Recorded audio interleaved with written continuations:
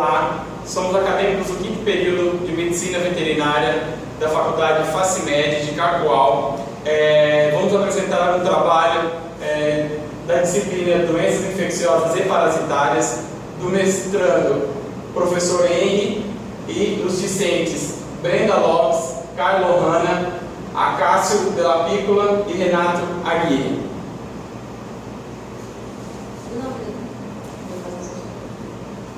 Nosso trabalho vai ser falado sobre a leucose exótica bovina. O que é isso? É uma doença infecto-contagiosa de evolução crônica que acomete normalmente os bovinos, principalmente o leiteiro, causando grandes perdas econômicas e comerciais com a produção de leite, condenação e assim também abatedouros, além de embargo no comércio internacional de animais de sêmen.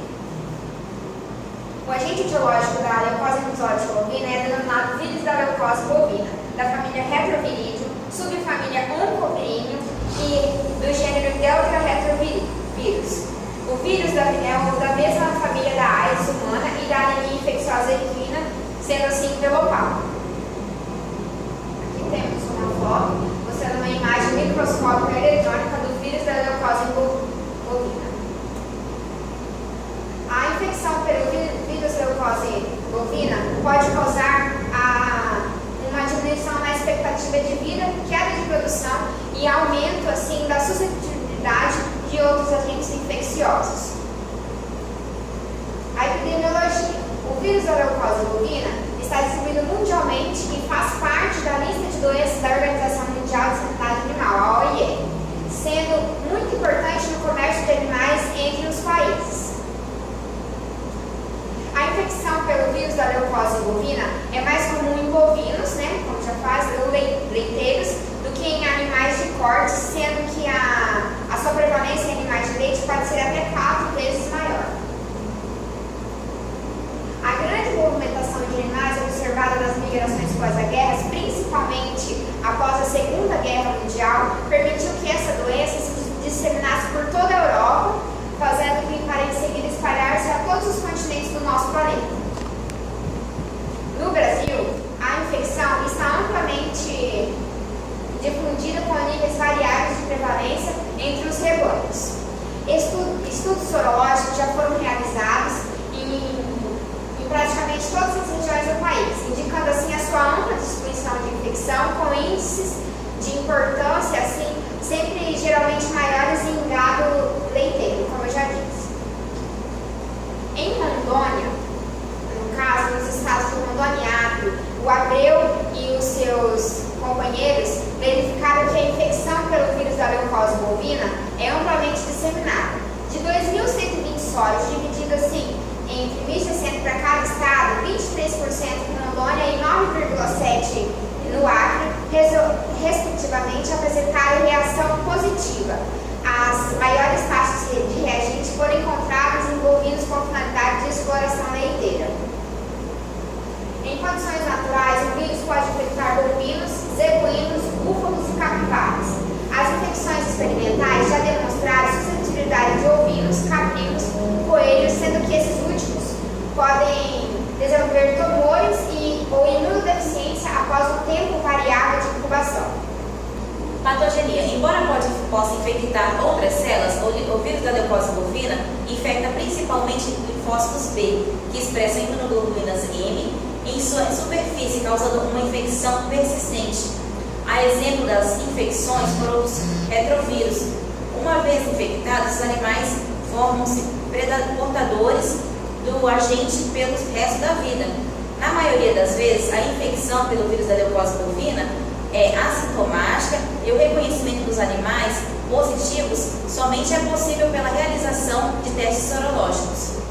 A leucose exótica bovina caracteriza-se pelo desenvolvimento de duas formas clínicas, que é a forma maligna e benigna. A forma maligna tumoral e fatal, com formação de linfócitos em quase todos os linfonodos e órgãos, a qual ocorre em 5 a 10% dos animais infectados. Aí aqui nós temos algumas imagens da forma maligna. Aí a forma benigna caracteriza-se apenas pelo aumento geral do número de células sanguíneas, de linfócitos sanguíneos, denominado de linfocitose persistente, que é LP, né? De ocorrência em 30% dos animais infectados. O vírus da leucose bovina é facilmente inativado por solventes, éter, álcool, clorofórmio, detergentes, lipídicos e aquecimento a 56 graus Celsius. A transmissão. Bem, o vírus pode ser transmitido principalmente por exposição direta a fluidos biológicos contaminados com os linfócitos, que são o sangue, o leite, o sêmen e a saliva. Podemos ter dois tipos de transmissão, a transmissão horizontal e a transmissão vertical. Na transmissão horizontal, temos uma agulha sendo utilizada para vários animais, né? O descoordenador sendo usado em mais de um animal sem fazer a esterilização. A tatuagem também sendo usada em mais de um bezerro sem esterilizar. Os equipamentos de castração. A monta natural também pode ser um meio de transmissão através do sêmen. E a utilização da mesma luva de toque retal em várias vacas, né, sem ser feito a troca. E nos animais confinados, eles estão mais suscetíveis a essa doença, porque ao se infectarem através de secreções nasais, salivas, urina, fezes e descargas uterinas, que são animais que têm mais contato um com o outro, são animais confinados. E temos a transmissão vertical, que é a transmissão através do feto, da placenta da mãe, né, da vaca para o feto, que ocorre não mais do que 4 a 8% aí dos animais, dos casos acontecidos. Quando bezerras são alimentadas com leite, né, ou colostro das mães infectadas, a transmissão vertical pode ser menor, né, pela presença aí, né, de anticorpos, né, ante o vírus da leucose bovina na secreção.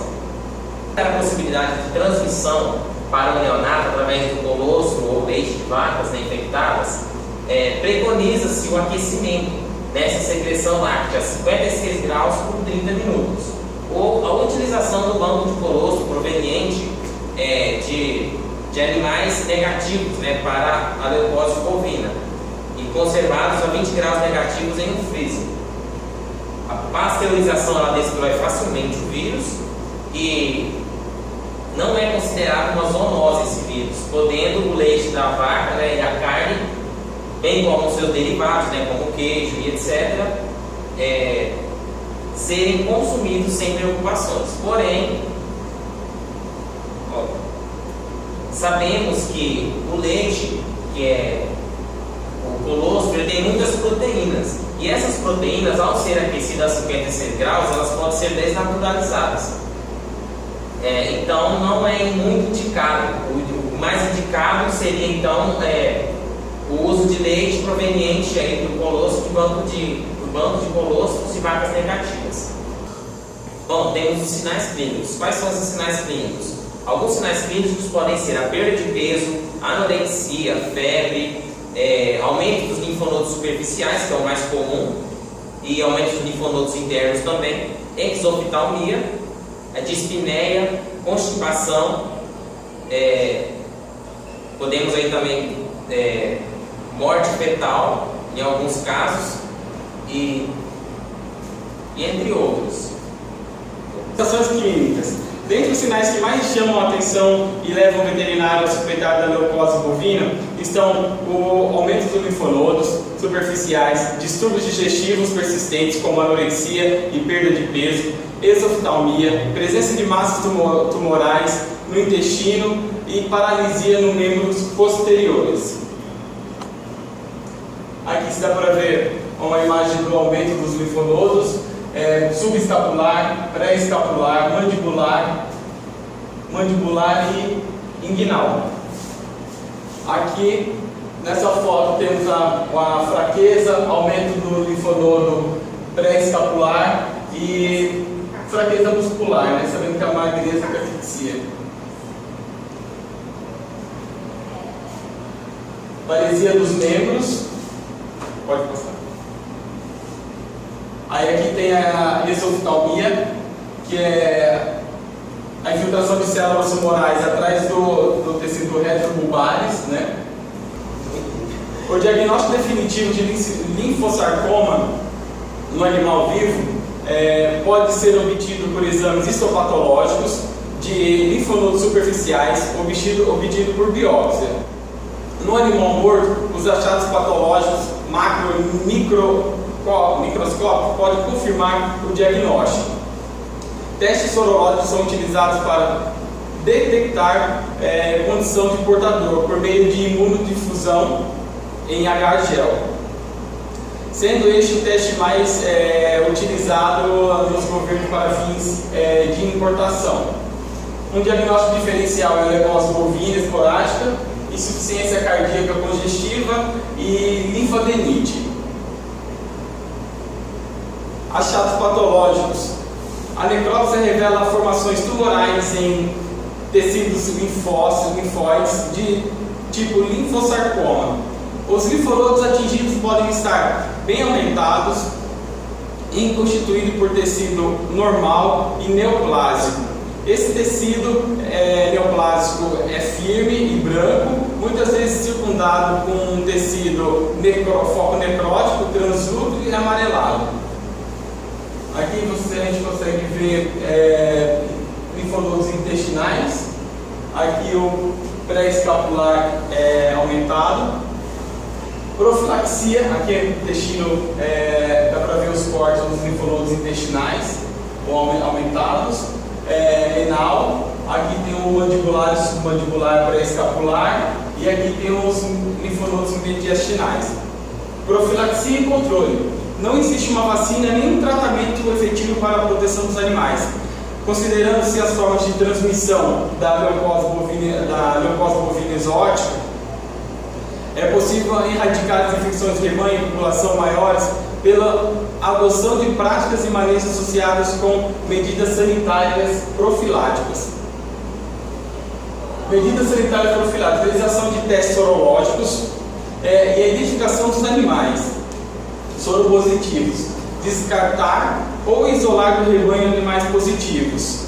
Em animais soropositivos, o legal é utilizar agulhas estéreis individuais, luvas para palpação individual, lavagem e desinfecção dos instrumentos cirúrgicos, adoção de um programa de controle de insetos hematófagos ao redor do curral, uso de inseminação artificial, evitando assim a transmissão de linfócitos infectados através da monta natural.